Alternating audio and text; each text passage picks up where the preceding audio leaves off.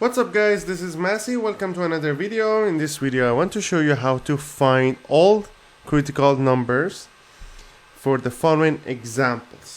Critical numbers are those numbers make f prime equals to 0 or f prime makes it undefined. First example is f of x equals to x squared plus 5x minus 1.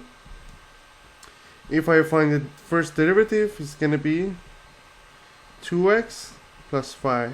And that has to be equals to 0. There is no such a thing as undefined. So 2x plus 5, it means that 2x equals to negative 5. So x is negative 5 over 2. So that's the critical point. Now, how to find out if it's local minimum or local maximum? What I can do, I can say negative 5 over 2.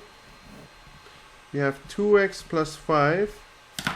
A number less than that, less than this number, let's say negative 3. And here greater than that, let's say negative 1. If you sub negative 3 here, that's going to be negative. If you sub negative 1, it's going to be positive. So whenever f prime is negative, it means that we are dealing with interval of decrease, and when the f prime is positive, it means that we are dealing with interval of increase. So it's going to be something like that. It means that at this point we are dealing with local minimum. So that's going to be the local minimum for this example. Let's see another example. Another example would be f of x equals to negative x squared plus 4x plus 2. So derivative of it is going to be negative 2x plus 4. That's going to be equals to 0. So it's going to be negative 2x equals to negative 4. So x will be positive 2.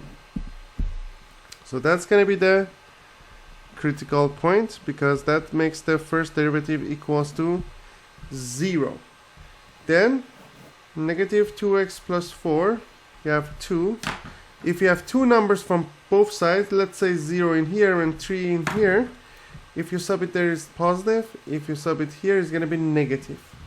So here we have interval of increase, and here we have interval of decrease, because when f prime is positive, it means that we are dealing with interval of increase. If f prime is negative, we have interval of decrease. So we are dealing with a local maximum